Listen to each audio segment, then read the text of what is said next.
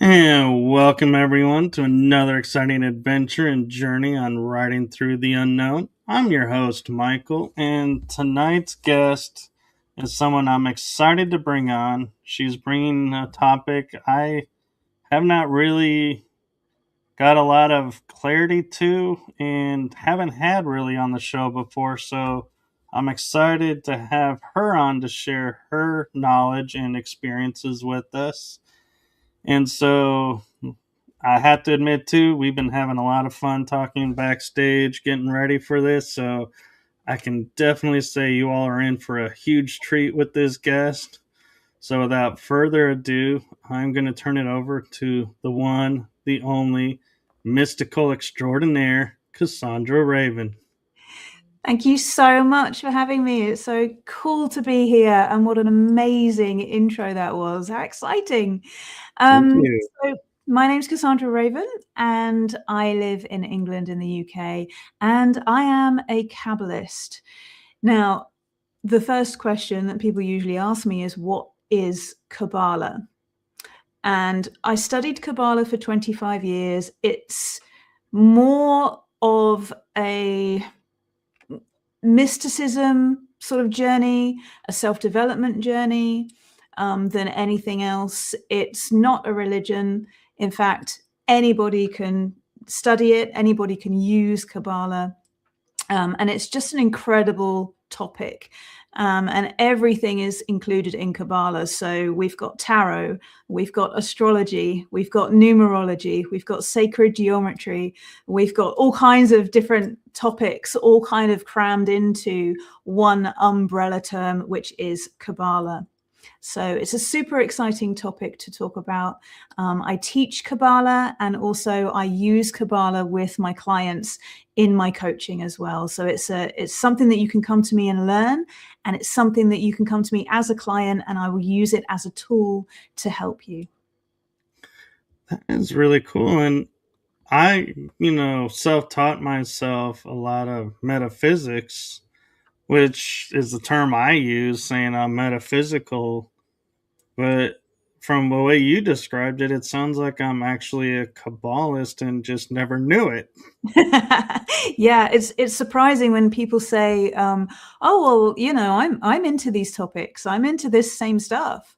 And this is where it gets super exciting, because when I start to tell people about the tree of life, which is the image or the map that we use that's central to the Kabbalistic teachings, the tree of life is like a map of yourself, your own energetics, your own physical body, but it's also a map of the universe. So what we're doing is we're traversing spirit planes, and we're visiting places in the spirit planes as we walk the paths on the map. We visit certain temples, we visit certain places, and each place has its own theme or its own world. And in each of those places, we learn something about ourselves, depending on the theme of that world, if you like. So it's kind of like having a map for the spiritual journey, for your own spiritual progress, for your own self-development, but also if you want to manifest something, if you want to experience something, if you want some knowledge or you want communication with certain beings, you know where to go to on that map to be able to commune on that level, or with those particular beings that are connected to a particular subject to gain knowledge in those different topics. So Kabbalah encompasses everything. So it's really hard to explain in one sentence. But basically, because we've got this map, it means that we have our journey mapped out for us. And with that structure, with the logic and the structure in place, it means that we can go wild with the spirituality, because we know where we are when it comes to using the spirit planes, navigating the spirit planes, and energetically as well. So we can look at the past, we can look at the future, but we can also look at alternate timelines and tune into those as well. So yeah, it's a wild trip when you get involved in it. But so many people come to me and say, I'm so confused. Where do I start? How do I begin? What's the simplest way to start? Because every book goes really deep, really quick, and it gets very complex very fast. So I like to keep things simple for people, and I like to pace people through it so that they can follow the system really easily. And within that, you get so much freedom in your own spiritual experiences, but it's all done in a safe way. I agree, and I'm probably about to just contradict myself with my next question for you, because to me, I feel like I'm about to dive right into the deep end. And that is, I know from experiences, I've given my mom, when she was around, the Tree of Life necklace, or have a shirt with the Tree of Life on it. And then I went to Egypt, and at first my mind was like, yeah, Egypt is all about the Tree of Life. It's even in the Obscurian. And then I realized, no, that's the flower of life is in Egypt. And so, is there a big difference in energy and symbolism of the flower of life from the tree of life, or are they? I'm so excited that you're asking this. So this is the tree of life. I don't know if you can see this. So we have this diagram with 10 circles on it and 22 paths.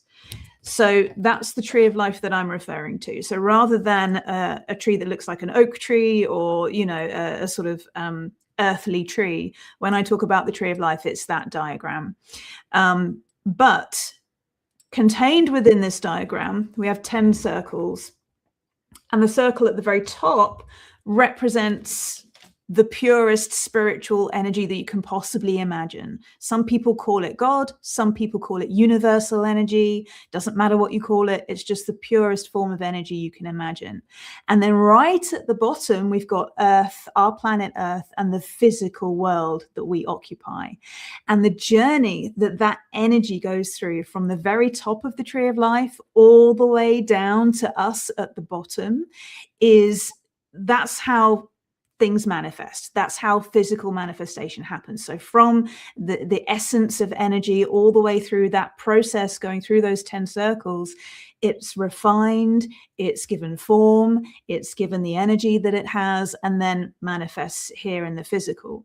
And within that tree of life diagram, those 10 circles on there, those are worlds that we can go into, but each one is infinitely deep.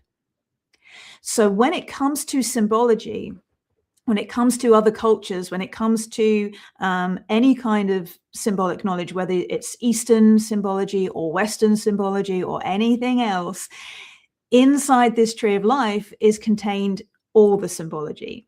So this is why we say it's a philosophy, it's not a religion. But most belief systems actually fit onto the tree. So it doesn't matter if you're looking at Egyptian, it doesn't matter if you're looking at Hebrew, it doesn't matter if you're looking at Christianity, you know, all of it will fit onto the tree in one way or another because it's a philosophy.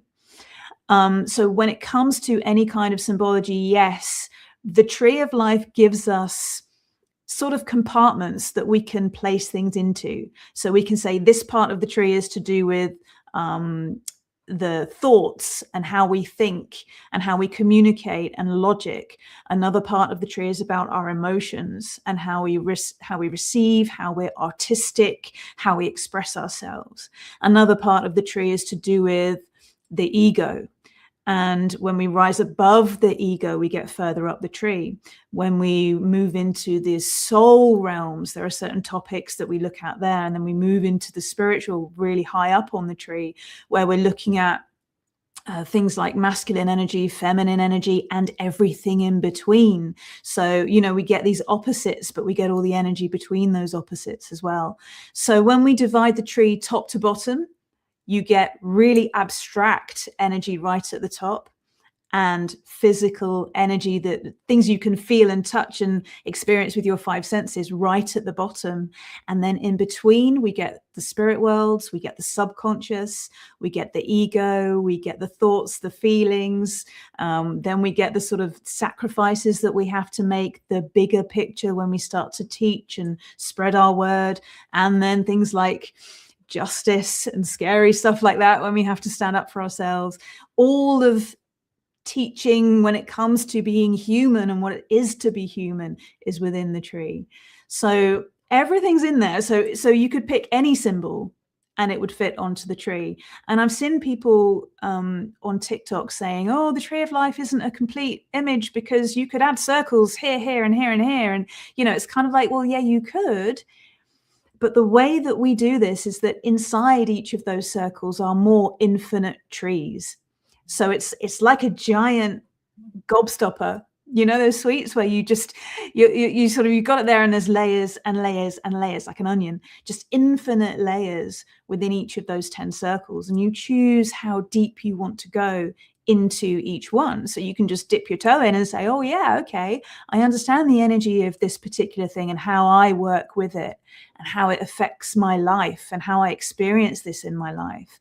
Or you can go even deeper and say, what are my problems with this type of energy? Where do I struggle when it comes to communication? Where do I struggle when it comes to my thoughts? Where's my Mercury in my birth chart? Where is my planetary placement of Mercury? And how does that work in my life? So this is how the astrology works in it as well. And we can put so many different types of teachings within this process. And that's what's so magical about it for me, is I studied so many different things over the years. You know, I studied Reiki, I did healing, tarot, obviously, astrology, lots of different things. And all of those are separate facets that all fit into this. And when you know where everything fits, it's kind of like, oh, okay, I get it now. You know, here's my understanding about crystals, for example, or here's my understanding about numerology. It all fits into the tree of life and it's all there. You know, there's nothing missing in it. And which is why I don't give myself any other titles. I don't call myself a psychic or a medium or a healer or even a protector or anything like that. Some teachings do have grades in them. So you work your way up the grades and you go through an initiation and you go through ceremonial practices linked to Kabbalah. But to say I'm a Kabbalist sums everything up and says, you know, I'm using a bit of everything that works for me. And there are aspects of it that don't work for me, that I don't do. And you'll find another Kabbalist that says, oh, I work with only demonic energy. That's all I work with, you know, or I work with, you know, just the tarot, but it's Kabbalistic tarot. So you can go as deep as you want to go with it. You can go in lots of different directions with it. And that's what's so exciting about it. That's really cool. And as you were describing the tree, I got this vision because, like, I have Norse blood in me. And for the life of me, I don't speak it, but I'll do my best, is Yggdrasil. Yeah. The sacred ash tree of the 9 realms. Mm-hmm.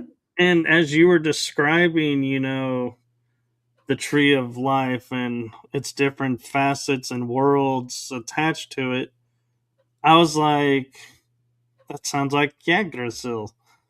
Yeah. And so I just was curious if you were aware of that through mythology, because you were talking about like Egyptian and focusing over there, and I was like curious if other cultures also, you know, pick up and have their like symbolism in there some way. Absolutely. And people often say, you know, this is very much like my culture or my understanding of energy or understanding of religion.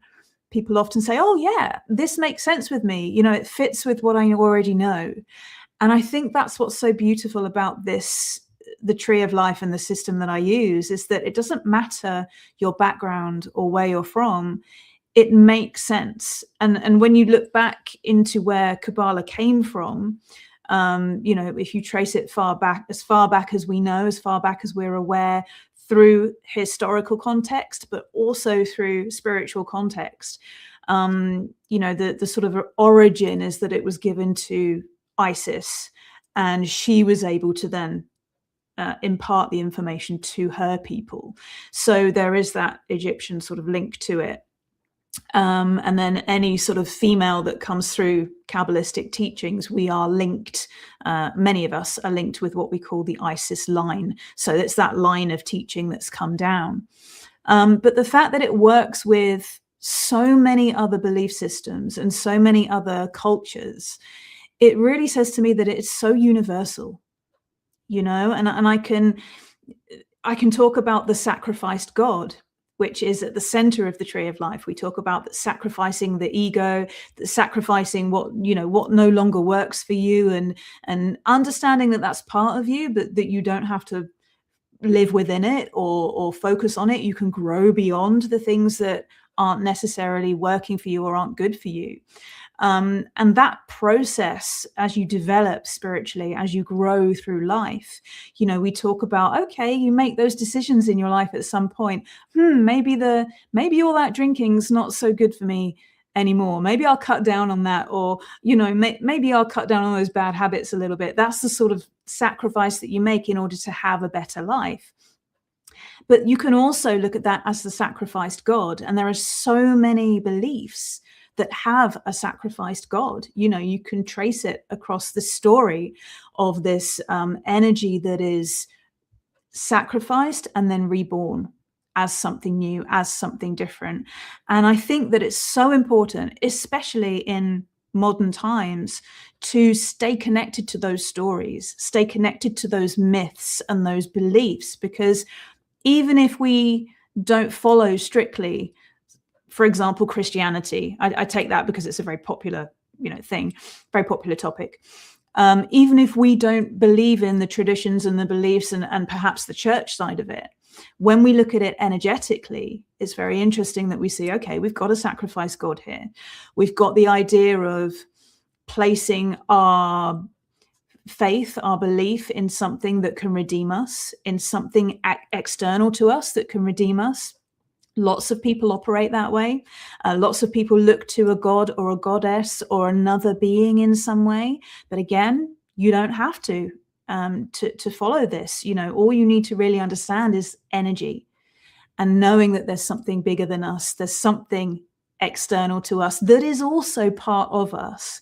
And then knowing that we can work with those energies, whether they are gods, goddesses, no matter what sort of historical context you've got or spiritual belief that you have, it's really all very similar. The stories are very similar, and we're taught these things so that we can progress through our lives, so that we can hear these things and say, how do I fit into that? How does that work for me? And I think that's the key to all of these beliefs. I don't consider myself any particular religion, but I'm a Kabbalist. So I understand the stories, I understand the myths, I understand why we need to continue these stories and these myths, because they apply to us in our lives. So whether it's Norse or, it doesn't matter what it is, we need that. We really need that. And we need it more now than I think we did 5-10 years ago, because everybody's walking their own path. And we're all discovering, we're all searching, we're all curious, right? So we're all kind of, what's that about? What is that energy, and what is that weird thing I experienced, and what is that thing I can feel but nobody talks about? What is that, and without necessarily having to be religious, this is where the path is starting to unfold for us now. And I think it's so important. And I always say to everybody that comes to me, go and explore. Go and find out more. Take your own path. Like, this is a framework, but it's not necessarily right for everyone. And it means that you can explore it. Just try it out. Just give it a go, and then step outside of it and more than anything, be a heretic. That's always my message to everyone is, you know, we're all on our own paths, and it's up to you to find that foundation, to find what works for you, but then stretch the limits a bit, explore a bit, be daring a little bit, take a little bit of a risk if you feel safe to do so. Really see where you fit into those stories, into those myths, into those beliefs. And it's so important that we do that, that we develop our own strength and our own ability. Don't just believe what someone tells you. Understand it, really integrate it within you, and then explore. Yeah, it's interesting because as we're talking about like the ideal of the sacrifice God, and you went into, you know, you brought up Christianity. I was thinking about it and going, I could think of at least two for Christianity, and it's just surprising. And it's the fact too that, you know, I also wonder, is it because a lot of these faiths are really all coming from one singular source? They just took what they needed to fit their narrative and created their religion, and other religions took what they needed and created their version. And so is that why like the Kabbalistic view is so prevalent and everything, is because it's going to the source versus all the little segments or branches of the source? Yeah, I mean, I think it's the basic framework that most beliefs are centered around is, you know, you have the Abrahamic beliefs. They are all really singing from the same book. But interestingly, what I've seen with Kabbalah is there was and I need to research this better, but I'm gonna say it because it's relevant. But there was an island, a really remote island somewhere, with you know, people living on this island, and they had the same framework. It was given to them somehow, and yet this was an untouched society, an untouched tribe, and they had the same system. You know, they spoke about these worlds that they would, and you get it a lot in journeying and shamanic practices, things like that as well. You know, and it's where people are very aware that the physical world isn't the whole story. And I think that when you get in touch with that side of yourself and that side of life that is not entirely physical, you know, when we look at the tree of life, only the bottom one is physical. Everything above that is beyond the physical realm. So there's so much there to explore and experience. And people say to me, well, what about aliens? And what about, you know, the star people? And, you know, what about these different people who say that they're from different planets, and, you know, all of this? And it's kind of like, well, yes, we study all of that within this. These are truths that are within there, and there's really not much that's not possible, if you see what I mean. You know, I've heard crazy theories and insane things that people have said, and I've thought, you know, it's really brave of people to say the things that they're saying, but I can map it on the tree. So it makes sense to me what they're saying. And I might not have experienced what they've experienced, or seen what they've seen, or spoken to the energy that they've communed with, or seen where they're from or where they claim to be from. However, I can map it on the tree so I can understand it. So I can say, okay, that belongs there. And that's part of that understanding. And energetically, that's where it fits. So who am I to question what somebody else is saying? And I think that's a big part of it as well, to always be flexible. Because if I was to say, oh, this is my way and it's the only right way, you know, and I know the truth and it's the only truth, then that will be extremely close-minded. And I just couldn't possibly be like that. So I, like you, I love to hear other people's experiences, and the weirder the better, the more wonderful the better, especially when it comes from someone who clearly, truly believes in what they've experienced, and what they are experiencing within their life. It's fascinating. So this is a framework, Kabbalah as a framework, because everything fits into it. Everything in the universe fits into it, compartmentalized and put in its energetic place. It means that anything that anyone says, I can say, oh yeah, that's there on the tree. And so I don't doubt anything that anybody says, and I don't poo-poo anything that anybody else says, because it all fits into this framework. But when you apply the framework and you start to use it, that's when everything in your life just explodes, because you're able to then say, right, well, I want to achieve this, or I want to be more like this, or I want to go here or do this with my life. Then you map that onto the tree and you've got the map to get there immediately. So it works in so many different ways. But you're right, it's so interesting to see other people say, oh, that makes sense with what I already know. And people say that to me all the time. Is it the North Sentinel Island that you're referring to? The untouched island? I can't remember which one it was, unfortunately. I need to look into it and have a look. But it's a long time since I looked into it. But they definitely have the same, same system.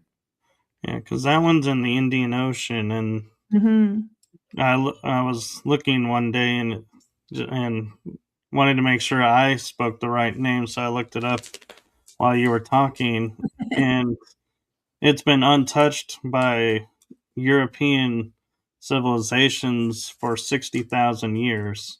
Wow. Because anybody who would approach, they would be attacked. And so that's why I was like, I wonder if this is the same island. But the idea behind it is that this information, or this sort of structure or teaching, if you like, it's given to people, and not just a particular group of people. It's been channeled or passed to different people around the world. And it's really interesting when you look at something like symbology, and you look at, for example, the elemental symbology. So when we look at the four main elements, you're looking at air, earth, fire, and water. And almost every culture will say these are the building blocks of life. We've just come to understand it. And it's also really interesting when you look at things like alchemy and our understanding of the sun and the moon and the planets and day and night and, opposites and energetics. You get it all in there, and cycles. We're all inherently knowledgeable about that, because it's to do with our survival. If we didn't understand the cycles, if we didn't understand the seasons, we couldn't survive. And so when you tie all this in with the symbology that we're always using, that we're always tuned into and connected to naturally, then you start to kind of say, well, really, this is a knowing. And anytime I talk about this with other people, it's like they're remembering, and they kind of go, oh yeah, it's like, yeah, that makes sense to me, and I start talking about astrology, and astrology makes sense to people because we don't know how it works. Ultimately, we don't know how it works. Yet, no matter how you flavor it or package it, there are waves of energy that are coming from outer space, hitting the earth, and we either ride those waves or we try to swim against those waves, but they're waves of energy all the same. And it is happening, and it's up to us to understand the patterns and to understand that energy and work with it rather than working against it. I agree, and it's interesting too, is I wonder, because I've come to learn there's 5 elements to humanity in our building blocks, because there's the ether, or as the Chinese call the qi, or there's the spirit element that comes into play. And also, as you talk about like astrology being essential, what about I can never pronounce this because it's Greek, but the Ophiuchus? Oh, the 13th sign. Yes. Yeah. Well, this is great. We need to question these things, and we need to say, does this system still work? Now, the fact that we use 12 signs and 12 houses works really well. And you can argue until you're blue in the face with people who use a different house system and a different, there's so many different astrological systems that you can use. And it's one of these things, again, where you kind of go and look into it, go and research it, and use what works for you. If it makes sense for you and it's all slotting into place for you, stick with that system. If you then step out of that and say, well, what about this? What about this extra sign that, there's so many extra constellations. What about if we look at when the sun is in this constellation or this sign? What happens then? Well, then the people who are starting to use that, starting to incorporate that, that'll be the next thing in the next generation and the next generation that is taken into consideration. How does that work? It wasn't until fairly recently that we started working with the outer planets, because previous to that we only had knowledge of a certain amount of planets because they were closer to us. When we could look into the sky, we could see further planets, suddenly it was like, well, hang on, there's more energies there. And now people are also incorporating different stars that we are discovering, asteroids that we're discovering. It's kind of like, oh, now there's all this other energy that's going on. How can we understand it? What does it do? How does it affect us? So I use the 12 sign system and the 12 house system because it works for me. And I use the equal house system because that's what works for me. But lots of other people work in different ways, and they find if that works for them, then that works for them. Again, it's one of these things, and it's like, pick a tarot deck that works for you. You've got to pick the thing that you are attracted to, that works for you, and that you can prove that it works for you. Don't just take it because somebody says it. Test it out, try it, experiment with it. And that's the real work. When you start to use this stuff, so many people can read about it, leave that book on the shelf, and then, spout all the chat GPT about it. But if you're not using it and trying it and experimenting with it and making mistakes with it, then what's the point? So I always tell everyone to just go ahead, explore, try it, and see if it works. And what I find interesting is because in the Chinese zodiac, if I'm not mistaken, there is the snake, but the snake is not in the 12 zodiac. Because it was the 13th symbol is the snake. I was just looking it up, and something struck me as I was thinking about it, going, the snake. And then I was like, the never ending story. The medallion, the Orin, wasn't snake, circling around and ended up biting its own tail, so to speak. And so I am like, my mind starts going, wait a minute, am I like connecting dots here? And the Chinese never gave up the 13th symbol. They gave up a different symbol by keeping the snake. And so, could that be said for other astrologies, that they we didn't eliminate all the same symbol. We eliminated a different symbol across the board so that everybody was still 12, but there was no set unifying factor that said, yep, we're getting rid of this symbol. Everybody's on the same page, right? Great. It's one of those things where I love so many aspects to that. I think there's a lot of occult symbology in the never-ending story. But also interesting that, the 13 and the snake, because now we're into why is 13 unlucky? Why is the snake considered bad? And suddenly now you're a Kabbalist, because piecing all of these things, like taking all of these different things and saying, oh, that's interesting. That's what makes someone a Kabbalist. That's what makes someone go, okay, so the number 13 has this connotation. The snake has this connotation. Why is that? Why is it that we consider this to be negative or bad or unlucky in some way?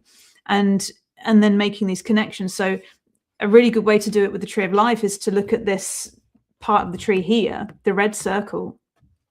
And I usually say to people, you know, what do you think of when you think about the color red? What do you think of? I think of roses, blood, purity, love, and also battle. You know, battle is in there too, but Yeah. honor, you know, the usual stuff. Right. So people say blood, passion, danger, you know, your stop sign, or your red is like stop. It's a warning, right? A warning sign. Mhm. As you say, battle. These are really good words, you know, all of that stuff. So in the Tree of Life, we have the planet Mars associated with the red circle, and Mars is the planet of war, but it's also the planet of justice. So when it comes to that part of the tree and experiencing that part of the tree, you're looking at all of those things within your life and within yourself, everything connected to the color red and that Mars symbol. It's all categorized in that one world that we can visit. Now, for me, in my personal astrological birth chart, my Mars is really badly placed. It's one of the worst planet placements in my chart. So when I got to that part of the tree, when I was being initiated into those parts, that part of the tree was so difficult for me, because Mars energy is very difficult for me to deal with. I'm very anti-war. I'm anti-conflict. I don't like war. I don't like conflict. I don't even like passion that much. You know, I'm very sort of, I'm passionate about some things, but I wouldn't call myself a quick to anger person, or, extremely passionate about lots of things. And when we look at all of the symbology that goes into that one circle, and you start to piece everything together, and you say, okay, so we've got all these things. How do I experience that in my life? How does that all show up in my life? And then what happened for me to work through that energy at the time that I was deep into that study and initiating into that energy, I found myself in a situation where I was physically attacked by someone, and I was faced with a choice. I could stand up for myself. I could take this to court. I could go the whole way, or I could just be a victim and let this thing affect me. And so I chose to fight. I realized that this was my moment to use that Mars energy in my life to make sure that I was going through the justice system, to make sure that I was standing up for myself, that I was healing myself, and that I was activating that Mars energy for myself. And so I ended up in this 4.5-year court battle to make sure that this person was, justice was served. And I ended up, of course, everything was fine in the end. But through that process, I had so much healing to do around my Mars energy, and, everything that fit into it, all of the sort of masculine energy that I had never really wanted to face or sort of integrate into my life, that I found so difficult for me. That was my time to change all of that energy and to go through that. So things aren't always that extreme when you're working with the Tree of Life, but that's a really good example of understanding the energetics of it, and understanding when you're given the opportunity to make a choice to transmute that energy for yourself, to make something different of it. None of the other circles that I visited were anywhere near as stressful or difficult or, sort of as life-changing really as that one particular one was. Usually people sort of breeze through and they say, oh yeah, I understand this about me. And yeah, I get that. And yeah, I understand it. Something little might crop up to test you or to give you an opportunity to transmute the energy, and then you move on, you move through it. That one had me for 4.5 years, and that was a real humdinger, but I knew that I had to get through it in order to be able to teach it, to be able to help other people to go through in that level of depth as well. So that's an example of part of the tree and the sort of things that we experience and face as we go through the journey of the Tree of Life. So for me, it's been a 25-year journey so far, and you're always somewhere on the tree. So I was initiated through all 10 of the Sephiroth and then all 22 of the paths back down. So I worked my way up and then worked my way down. And then you find that wherever you are in life, whatever topic you're dealing with, whatever situation you're dealing with, whatever's coming up is somewhere on the tree. So you can always say, okay, this thing is happening in my life now. I'm going to take myself to that particular part of the tree. I'm going to visualize myself in that temple, talking to those energies, communing with those forces that exist there.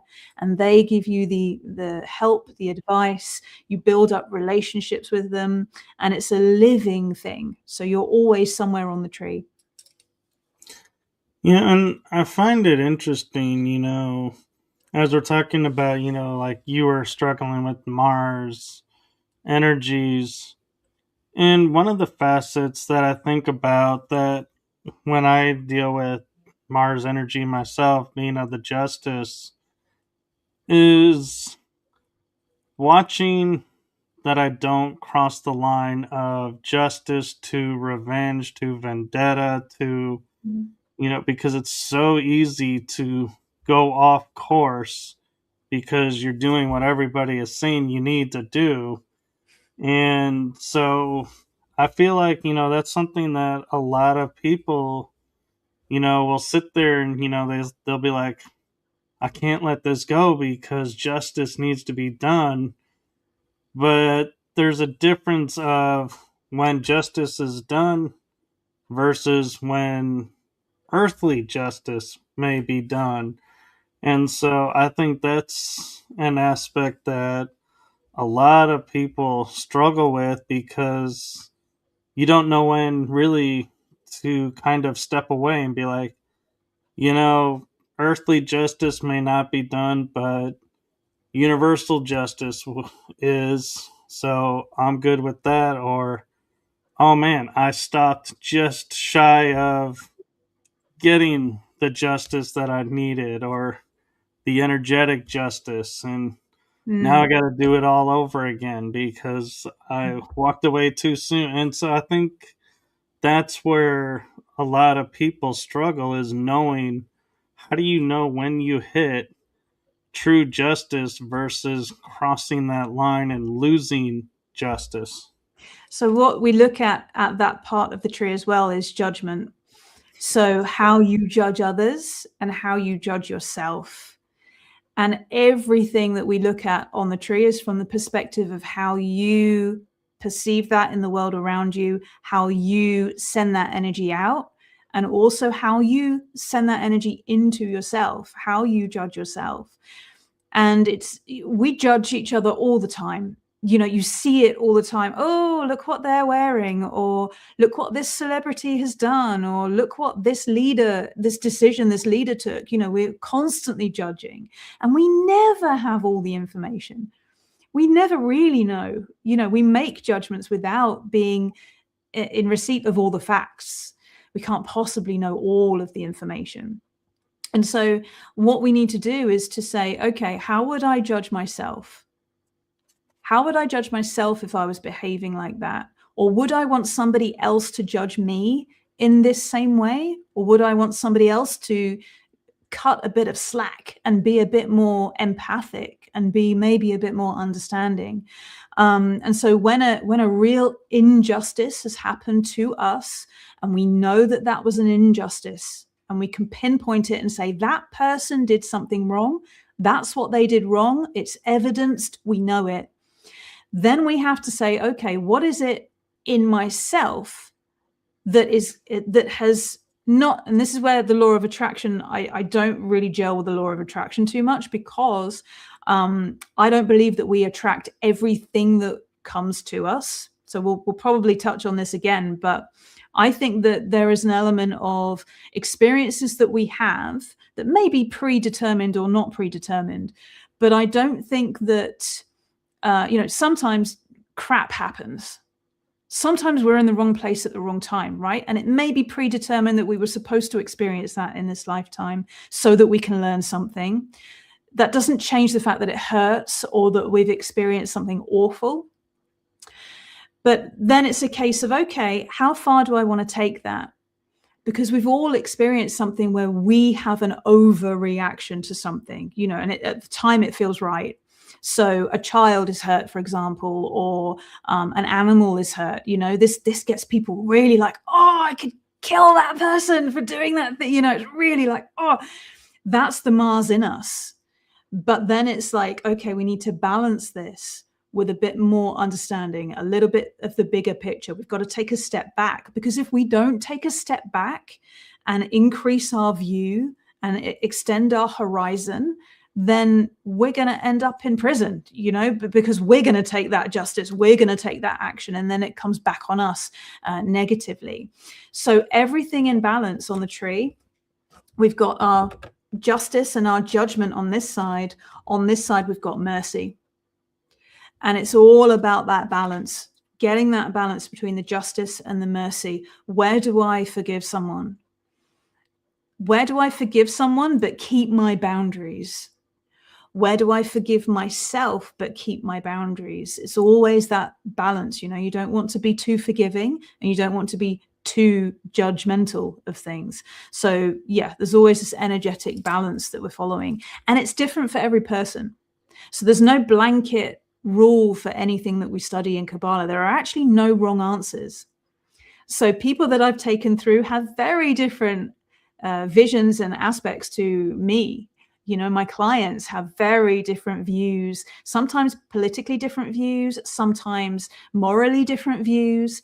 And yet I'm able to still navigate things with them, even though they're different to me, because I get them to a point where I say, do you really, in your deepest part of yourself, do you really believe that? Do you really feel that? When you go really deep, do you really want to have justice on that person? Do you really want to do that yourself? Or do you want to be more logical? Do you want to get a lawyer in? Do you want to be more, you know, think about it a bit more, take your time? Or do you want to just go ham and, you know, go and hurt that person? Right. And that's where I feel like the, you know, system of justice we have being formed by the Code of Hammurabi, and everybody talks about how this is like the best code system that's ever been, and it's basically boils down to eye for an eye. Mm-hmm. But there's a fallacy in it, because like you're saying, you know, if somebody murdered my family member and in my rage I go and murder someone in their family line, it's going to keep going back and forth. There's never any justice, because it's a never-ending cycle of eye for an eye for an eye for an eye for an eye.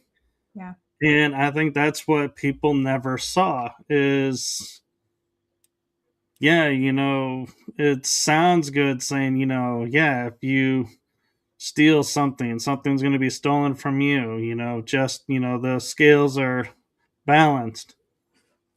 But they're really never balanced, because somebody is always feeling like, oh, you did this to us, even though we did it to you.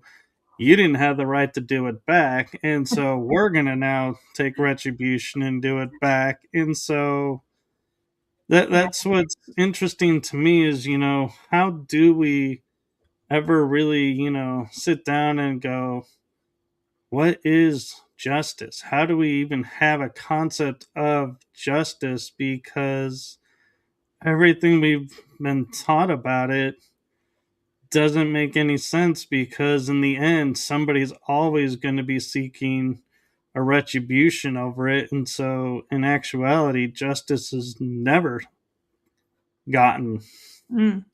Very true. And, you know, this is why wars go on for centuries, because neither side then wants to back down, because, you know, they did this to me and the other party is saying they did this to me, you know, and it just goes on and on.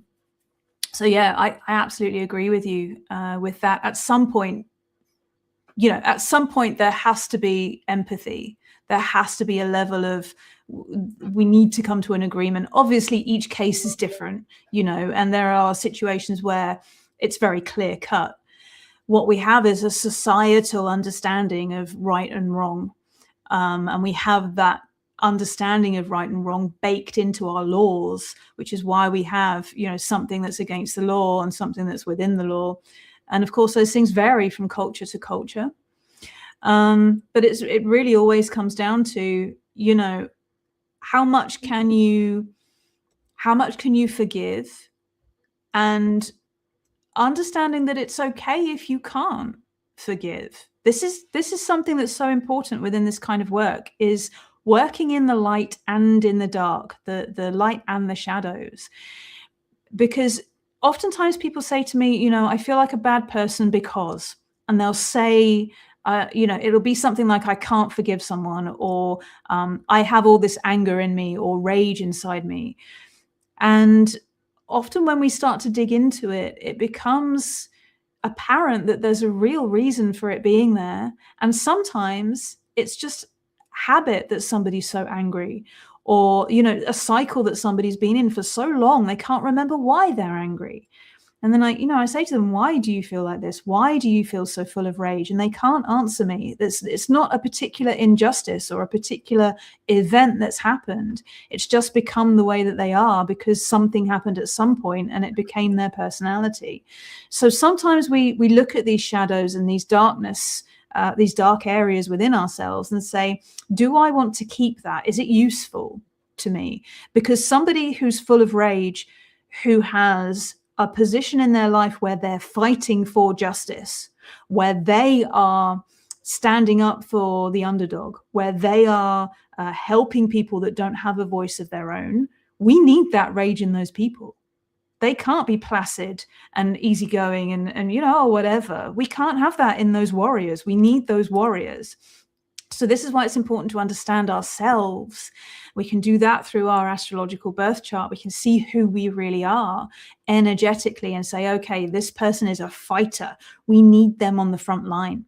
Or this person is a teacher. We need them teaching. This person is a healer. We need them healing. And sometimes we can be a combination of those things. So again, it's understanding, what is your energetic makeup? What are you here to do? Truly, what are you here to do? And are you pursuing that thing? Are you actually walking that path? Or are you just stuck in a cycle? Are you stuck in something emotional that's happened to you? Or are you actually living out your true purpose? That's a real key part of this work as well. Well, and I kind of feel like there has to be an element of all three, so to speak, in one. Because if you just let the warrior loose, he could wipe out civilization and feel like, hey, I did my mission. I fought the fight. But he needs the healer and the teacher, as the example to say, hey, we did the fight. We got back this territory that was in question. We're done. This is it.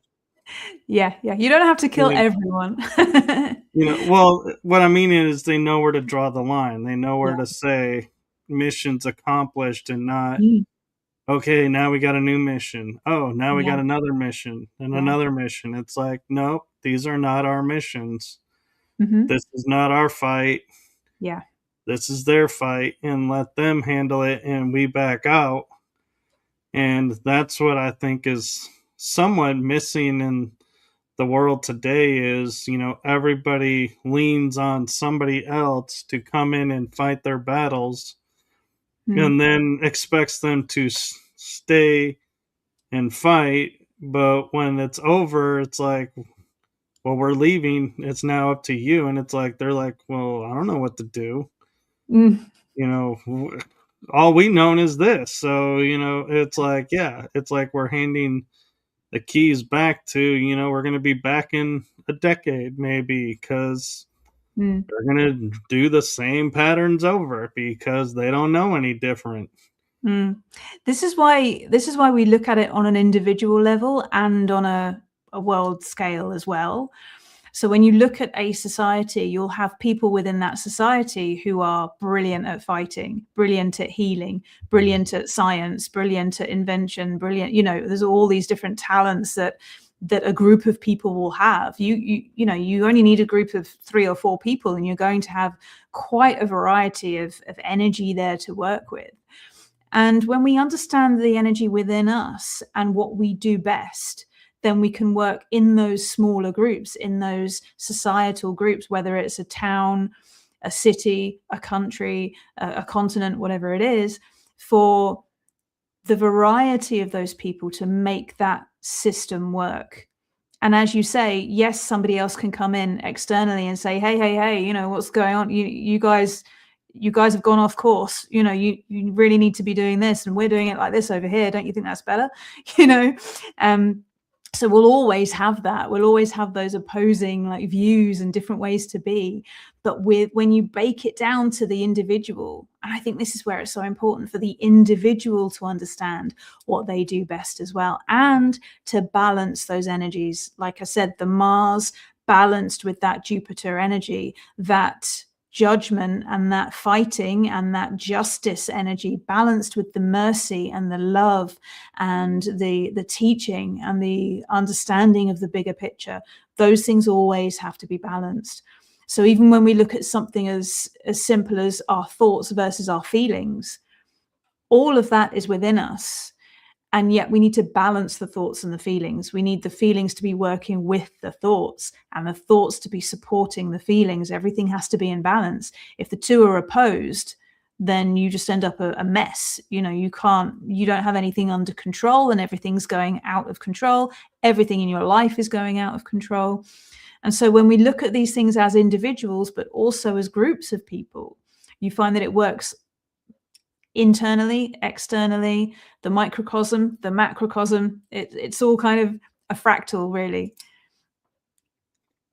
I agree, and I kind of wonder if the realization of that is why, and what I'm about to say comes from my own personal viewpoint through experiences that I've seen and witnessed, and I'm not talking about general for everybody, but I have seen more soldiers now coming back from combat, even killed a little, I'm sure there's still some PTSD, but not to the scale of the Vietnam War and Persian Gulf and Korea, those wars where, they seen things that, they just couldn't wrap their minds around. And we had we only set them over there trained to fight. Where today's soldier, they're taught science, math, they're taught, philosophy, and how to be a soldier. So I can't help but wondering if, because they're becoming more rounded, educated, that they're able to process and witness, some of the horrors and be like, man, this sucks, but if I look at it this way, I can go talk to this person and, there are people there, and there's not the stigma anymore really of, oh, you're going to the shrink, that's going to get you sent home and kicked out of the army. So nobody's going to do that because nobody wants to get sent home under that classification. And so I'm wondering if that's all of that is these new energies coming in and becoming what they were meant to be in the past, but now they're like, hey, we're actually being supported. And so it's changing what's going on in the world on that front. Very likely. The energy of the world is definitely changing. We've moved from what we call the so you've heard of the age of Aquarius, right? So we go through different ages in the world, and we've moved from an age where it was kind of like the Christ age. So we had the Christ age where we were told that we could put our karmic debt onto something like somebody would take our karmic debt for us and transmute that energy for us. That was the past age. The age that we're moving into now, the age of Aquarius, is the age of man. And it's where we are responsible for our own karmic debt now. So now we have more knowledge. We can't just turn to someone else and say, hey, take my sins for me. You know, it's not acceptable anymore. We know too much. We're too responsible. We know so much now. It's ridiculous what we know about the world and what's happening everywhere else. So it's not just a family unit and our immediate village anymore. It's the entire world that we know about, and we don't always know the truth, but we know most of what's going on, much of what's going on, probably too much of what's going on. But it means that we no longer have the excuse to say, oh, but Christ will take my sins for me, so therefore I'm let off. I'm off the hook. Now it's, what do we do responsibly? What are we doing to look after our planet? What are we doing to look after ourselves? How do we develop ourselves to better people? How can we be the best people that we can be? How can we be the best family member? How can we be the best governor or teacher, or, you know, whoever you are in your local environment, whatever job you have? How can you be the best influencer? How can you be the best person who's bringing other people together? And then it goes bigger and bigger and bigger, because we're no longer just in that small environment that we were previously. Now we're global.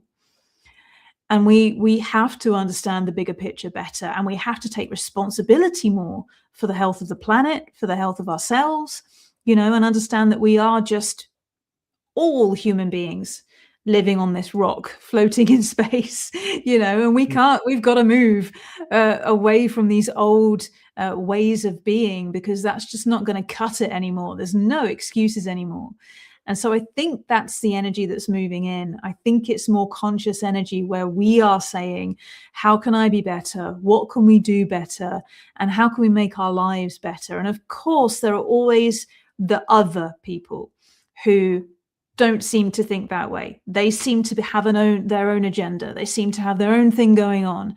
And, you know, we're always conscious of, oh, okay, they're not quite working the way that we work, or, you know, those people who have got all that money, who are focused on going to Mars, or focused on creating AI, or whatever it is, you know. And it's kind of like, hang on, what about the people?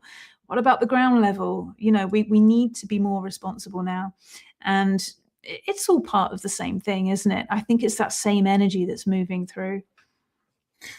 I would agree. And part of that too is, you know, we have people who have always been, you know, this is, you know, what we believe. And admittedly, one of the reasons, there were many, but this was one of the reasons why I left mainstream religion and the church, was the notion, like you're saying, you know, I could commit any crime I wanted, but before I cross over, if I take Christ as my savior, it's all wiped clean. I was like, that is complete and utter BS.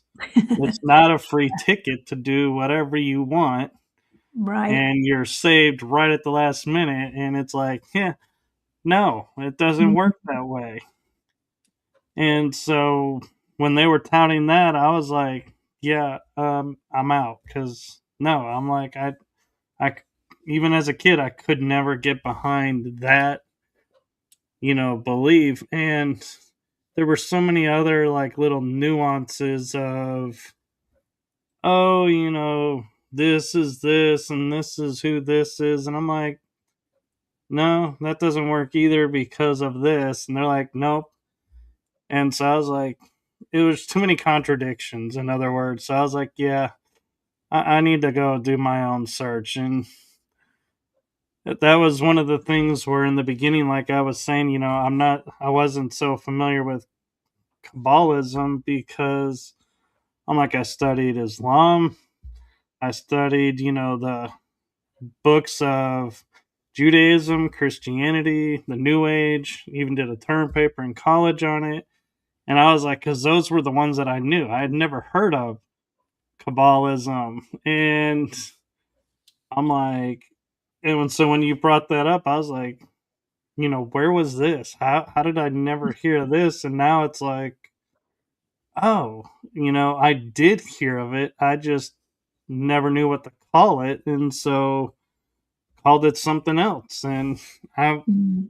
and I feel like that's what happens so often around the world is, everybody really is believing in the same thing, but because we get hung up in labels and names, that it's like, no, we can't get along because I'm fighting for this God. And they're like, well, I'm fighting for this God, but and then you get the Kabbalist comes in and goes, you guys realize you're fighting for the same person, so you both are like either screwed or winning. So take your pick. And it's like, oh, it's like Mm. nobody wants to admit to that. Oh, we do Mm. believe the same thing in the It's, same person. yeah, it's very much that. So there are different ways to spell Kabbalah. So I use the spelling with a Q, and the spelling with the Q is the Kabbalah that is okay with the astrology and the tarot. And it's an important difference between that and Kabbalah spelled with a K, which comes from the Jewish mysticism. So the Kabbalah spelled with a K won't be connecting with the Christ force energy, for example. Okay, so there are differences there. They tend not to use tarot as heavily as we do with the Q spelling. So it's important to make that differentiation. So when you look up Kabbalah, if you're coming across Kabbalah spelled with a K, that is the Jewish mysticism specifically. If it's spelled with a Q, that's the one that I'm doing, that is the sort of umbrella term of it. We both use the tree of life and connect with the tree of life as the main structure with what we're working with. But I think that having that structure, having that path to follow, having that sequence that you go through, it's not like, I mean, that you can go through grades and sort of get those titles, but I don't think those are important. I think the important thing is the self-development through it, understanding the bigger picture, connecting spiritually. And some people say, oh, it's too scary, I don't want to connect with demonic energies, I don't want to experience scary things, isn't it unsafe, isn't it dangerous? A lot of people say that.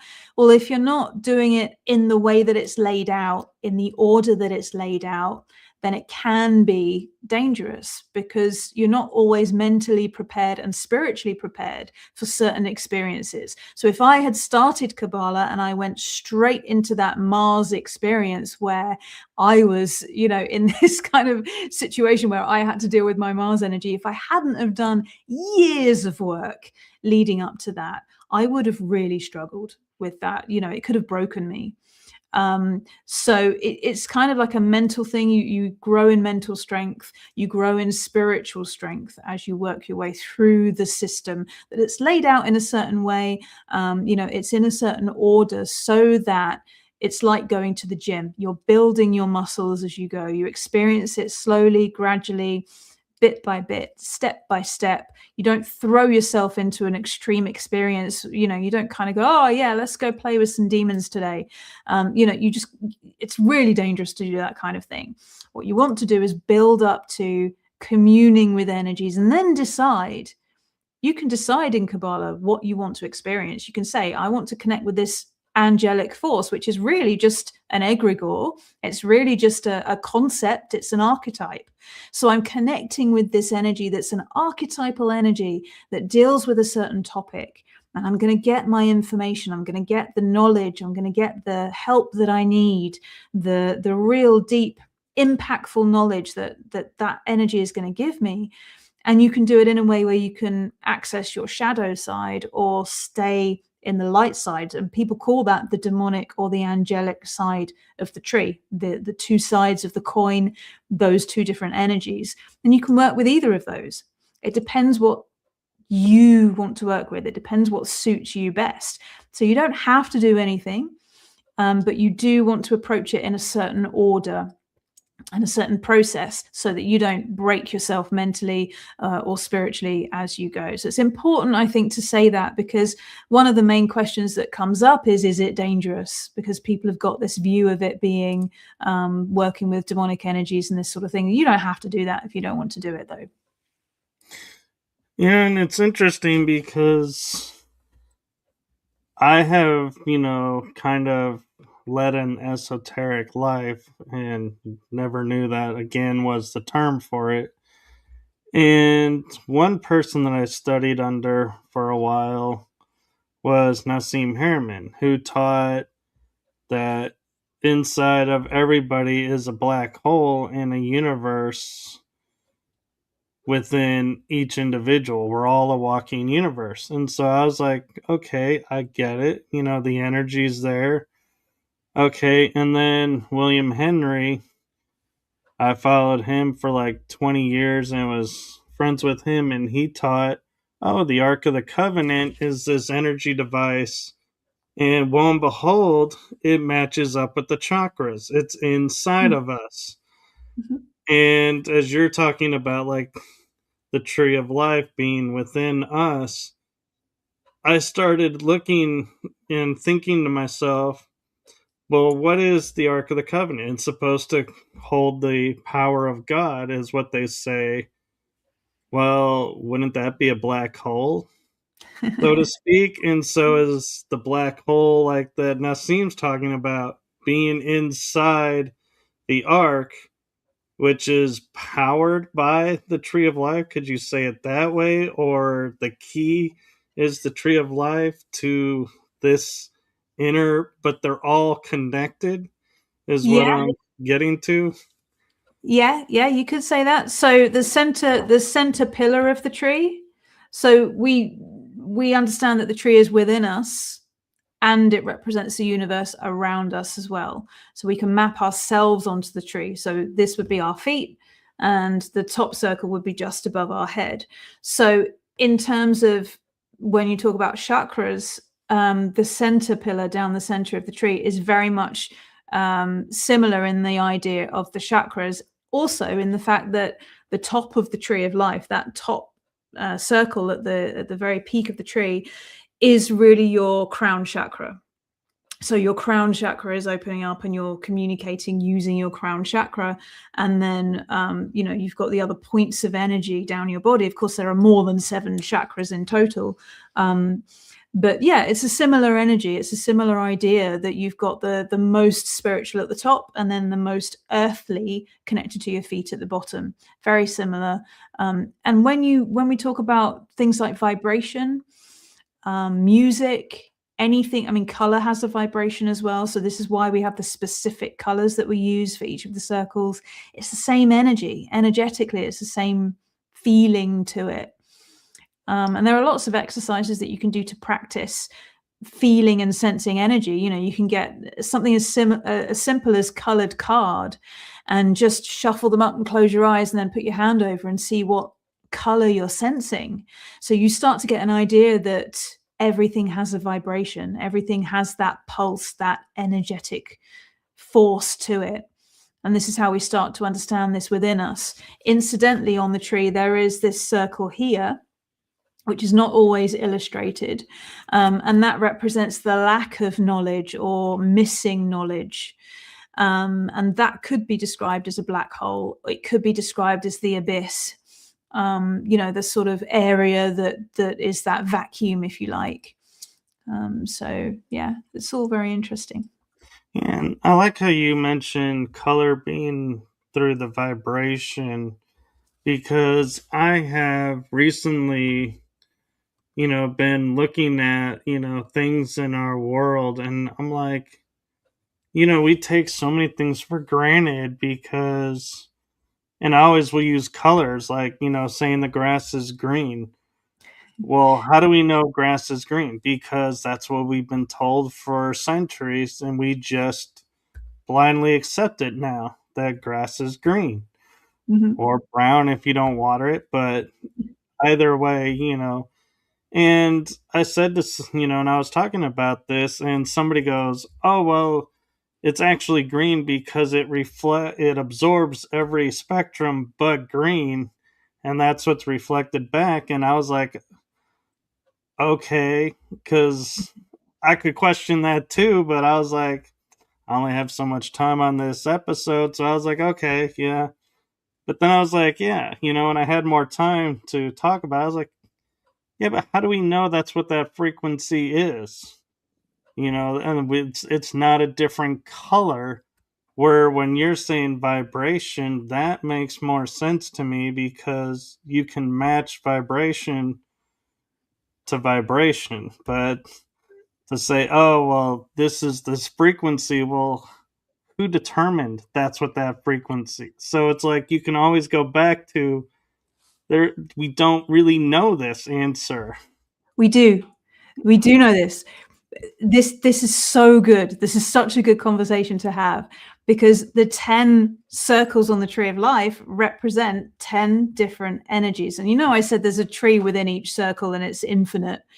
Well, those are the different depths of that energy, right? So different vibrational depths of that energy.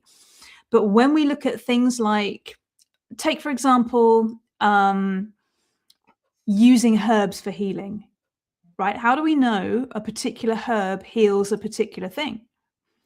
It's thousands of years of use. It's thousands of years of practice. And how did people know back then? Well, they were more sensitive to the vibrations of things. So in Kabbalah, we love these 10 compartments that we can put everything into, because every plant fits into one of those 10 compartments. And when you look at herbal healing, the really old books, going back as far as you can, each herb has a planetary aspect to it. So they'll say, okay, something like cinnamon, for example, it's a little bit spicy, it's warm. So that's Mars. We're back again with the Mars and red and fire and passion and energy. Anything spicy is going to fit into that category. That's energizing, right? Ginger, it's energizing. It's giving us that heat, that warmth. It's because it works. Even in Eastern beliefs as well, you've got hot and cold, right? So we understand that some things, mint is really cold, right? It just feels cold. We can't explain why, but it's just cold. If you were to take a thermometer and hold it up to a mint plant, that's not going to be cold. It's just going to be the same as the temperature of the environment, right? But we understand that vibration, that flavor, that energetic blueprint of that thing to be cold. So when we're looking at things like herbal healing, it's because of the energetics. It's the energetics that works. And so to put things into what we call correspondences, what corresponds with what? And that's where we say, okay, so we've got this Mars energy, we've got the planet Mars. We know that's fighting. We know that's get up and go. It's your inner energy, your inner fire. It's your enthusiasm. It's your passion. It's all of those things. It is the blood. It is the iron. All of those things are connected with that energy. And then when we look at anything red, that's also categorized in that same space. Energetics. It's all the energetic vibration of what we're looking at. When you start to look at the world energetically, and at least these 10 categories and how everything fits into those 10, you can start to say, oh, that person has that particular energy predominantly, or that situation is that particular energy, or that object has that particular energy. And suddenly everything becomes clear. And when it comes to symbology, it's part of that whole idea of symbology where suddenly you understand so much better.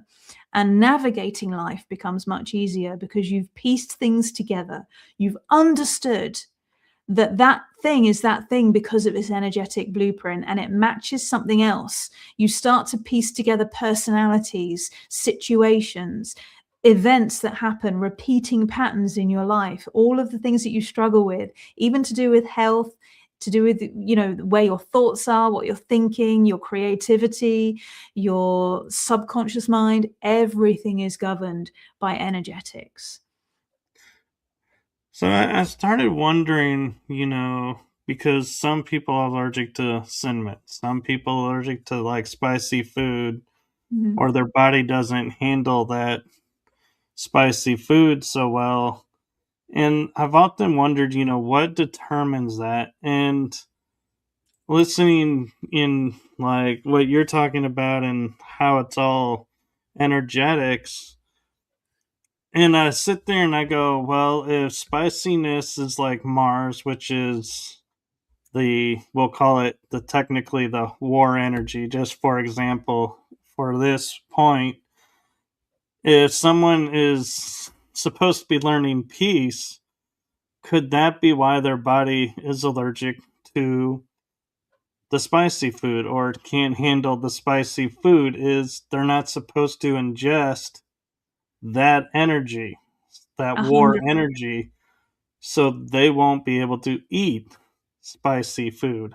Yeah, yeah, that's exactly it. And so I mentioned earlier, Mars is really badly aspected in my chart. It's the worst planet for me.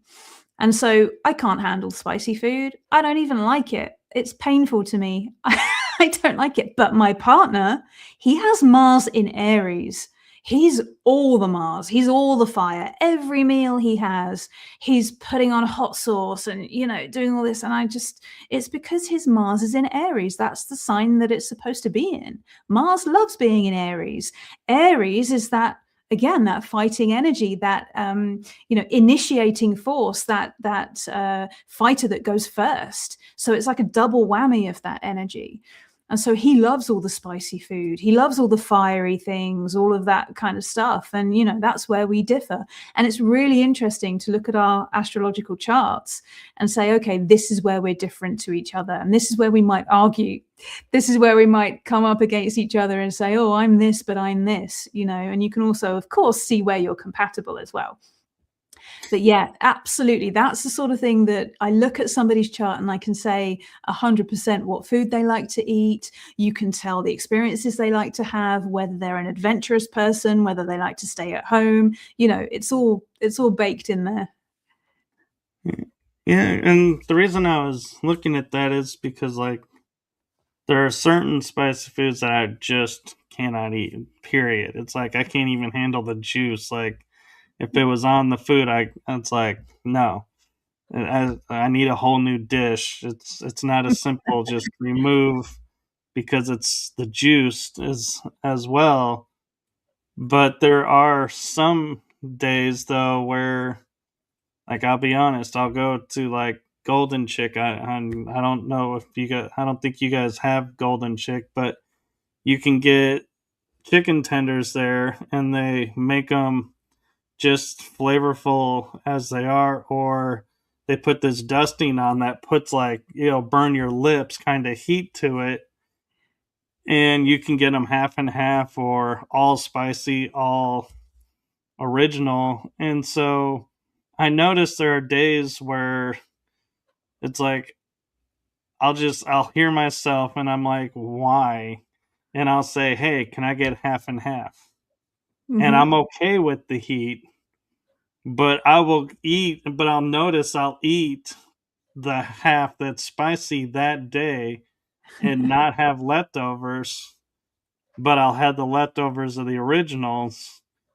And I wonder if, the body just needed that energy that day for something. And so it's like, hey, we'll get the fuel here. We got it. Now we're good to go. We don't need this anymore, so do not eat this again. Kind of mentality. Yeah, that's really interesting. Also, you could look at where the planet Mars is on those days. So this is another thing that's interesting about astrology. It's not just about where the planets were when we were born, it's about what they're doing now. So, if you were to look at the sky now and you were to say, okay, at the moment Mars is in Aries, more people are going to be eating spicy food, but then if it's a day when Mars is in Cancer, then less people are going to be wanting those Martian experiences. It's very interesting. And this is how people are so general about astrology. When you see these TikTokers and, people on social media and they're saying, okay, so you're going to be feeling like this at the moment, especially if you're this sign, you kind of think, how can you be so general? But this is what I'm talking about, when waves of energy are hitting the planet and we're feeling those waves of energy. We're feeling that Mars is in Aries that day, and everybody's short-tempered because Mars is in Aries that day. That's the energy that's hitting the planet. That's what we're working with. So you get these kind of periods of time where you can kind of say, as an astrologer, you can say, oh, okay, this is going on at the moment.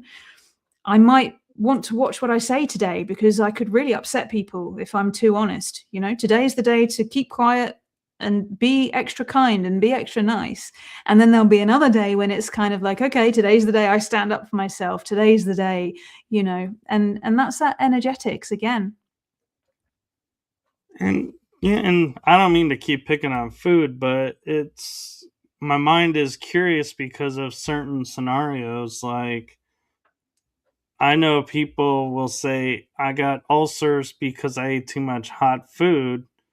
But then I'll hear other people saying, oh, yeah, you could cure the ulcer by eating hot food. So it's like, wait a minute.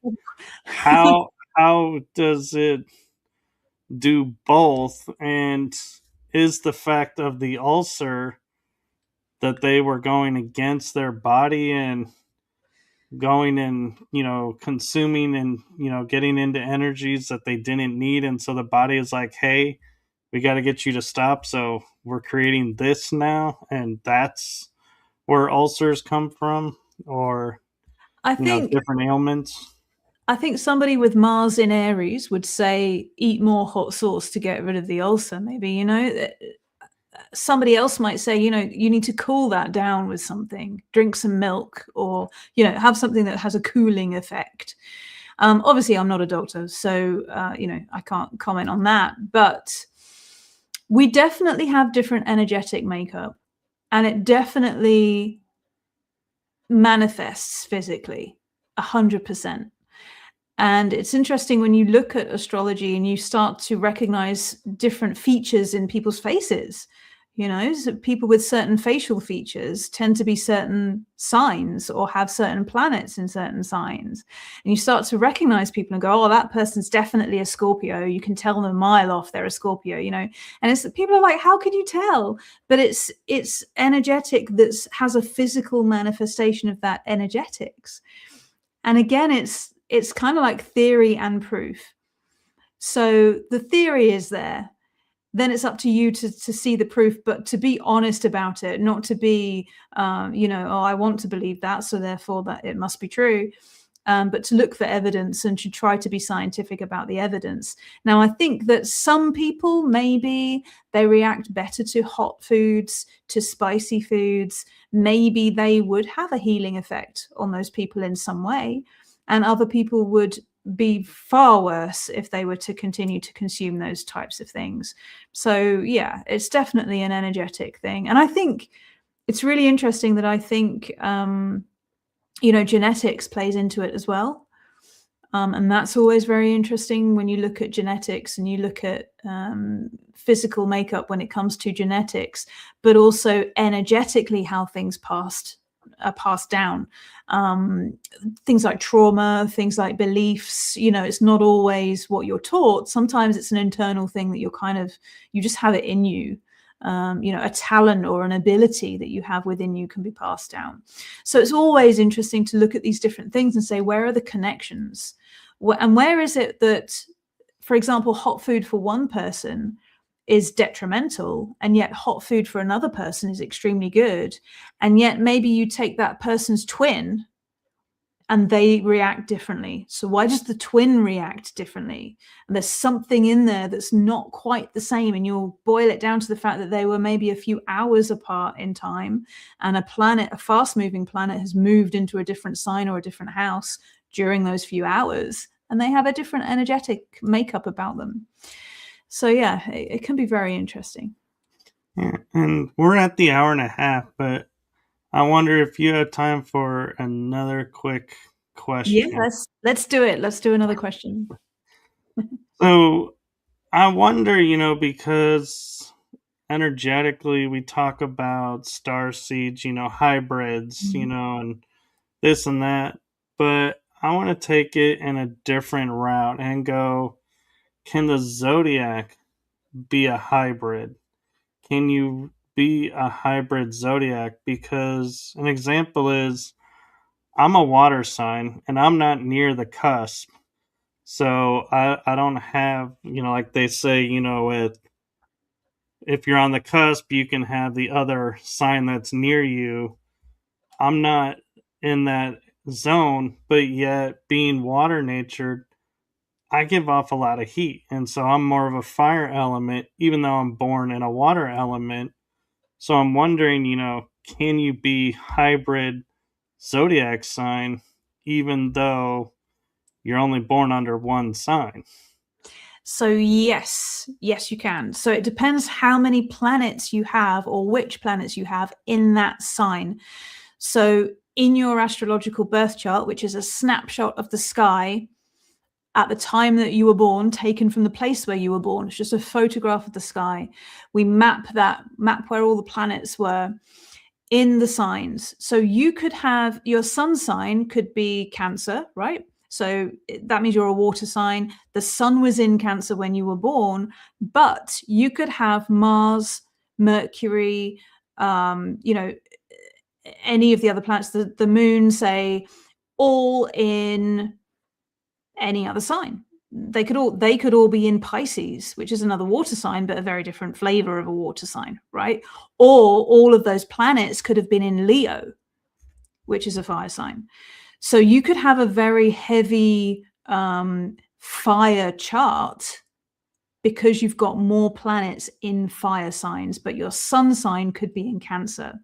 So you're saying your sun sign is in a water sign, but you could have a ton of other planets in fire signs, which gives you that heat, it gives you that hot water, that boiling water feeling. People who always have hot hands, warm hands, maybe they have that constant warmth about them all the time. They tend to have a lot of fire. My partner is one of these. He's got the Mars in Aries. He's got lots of fire in his chart. He's always warm. I can't understand it. And here's me, mostly air, so I'm always cold. My hands are always cold, my feet are always cold. My Mars is in Cancer, so I have this iron deficiency. This is how it all manifests. So yeah, it's really, really interesting. So yes, you can have lots of, we talk about the four elements here. You can have lots going on in the fire signs, but your sun could be in a water sign. So you've got that sort of lens that you see everything through, might be a water sign, but then you've got all this fire going on in the background. And to piggyback on that, then, is like we had the cartoon that they made into the movie The Avatar, where he was master of all the elements. Can you have, planets in all four elements to where you are not all water, you're not all fire, you're not all air or all earth, that you actually have access to all those energies because you were born in such a way that they're all there? You can be, but I have no earth in my chart whatsoever. So I am devoid of earth, no earth in my birth chart. So it's mostly air, little bit of fire, little bit of water, but zero earth. So there are no planets in earth signs in my chart. So when you have a chart like that, where you have a complete absence of one of the elements, that shows you where you need to focus in life. It shows you where you need to work a little bit harder. It doesn't mean that you're cursed or doomed to never be able to do anything earthly. It just means you have to work a bit harder at that thing, or it takes a little bit more effort to be able to do those things, or you naturally don't like doing earth type things. So earth is shopping, cooking, anything to do with money, anything to do with the day-to-day boring stuff. I find all of that stuff really difficult and really unpleasant to do. So I make sure I do those things when I get up.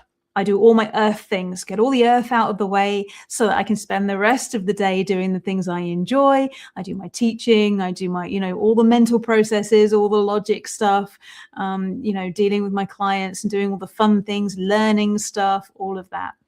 So charts can be all, very heavily aspected to one or more of the elements and missing some. I haven't seen a chart that's missing 2 elements entirely. I think that's pretty unusual, but it is fairly common to be missing one entirely. Okay, and so then I also wonder, like you're saying, with Earth missing, I view meditation and grounding as tied to the Earth. That's Earth energy. So would that be why some people don't meditate or don't always remember to ground, is because that element's missing? Yeah, that's definitely part of it. Yeah. Okay. Well, I thank you for your time, and I just want to say, you know, in full transparency, we did have not a hookup, a hiccup in the timing for tonight's episode, because Cassandra is in the UK, so it is the wee hours of the morning there, and so we didn't realize until it was like the day of, or like a few hours the night before, that, oh my God, we got the times confused. So I just want to acknowledge to saying thank you for, sticking with it and honoring the time, even though we could have changed it. There was still time, but you didn't just disappear and say, oh, No. the time was, I was there on this time when I thought it was, and you weren't Oh, there. no. And like, what? No, So, we agreed to this. I saw that when you put it out publicly, I noticed that you'd put it 8 p.m. your time. And I thought, you know what? It's gone out publicly that it's that time. It's cool. I will honor that time, and it's cool. So don't worry about it. well, I just like to acknowledge that, because that is a sacrifice. You're giving up sleep time. And so I just like to honor and say, I appreciate you doing that. And in Thank you. future, we'll, be more clear on the time when we talk about it. And I also would like to give you a message, and that is from my heart and the heart of my shows to you. Thank you for what you're doing for humanity. It's Oh, seen, lovely. felt, heard, and appreciated. So thank you. Thank you. So, where can people find you if they have questions or want to delve into this path? Right. So the best way to get started with learning this with me is on YouTube. So you will find me, Cassandra Raven, on YouTube, and I have a free mini course on there that is connected with manifestation and using the tree of life. And that is the best introduction to using the tree of life that you can possibly have. So you will get a result with that. You'll get into using the tree. You'll start to understand what it's all about. And that is, of course, completely free.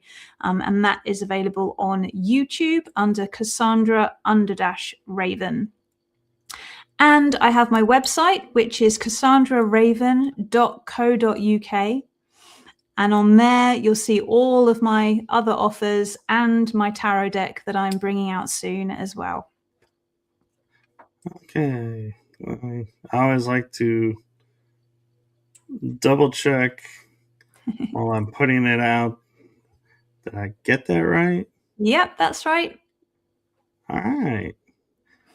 So, thank you so much. And we hope to have you back on, because I feel like there's so much more we can share with this and delve into.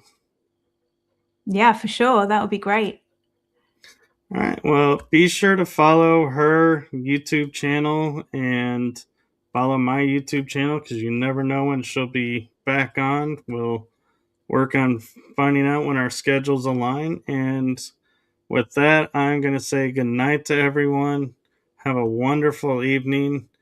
And tomorrow, there's a special 1 hour episode of Riding Through the Unknown where Constance Victoria Briggs is coming on, and we're going to delve into the declassified UFO documents.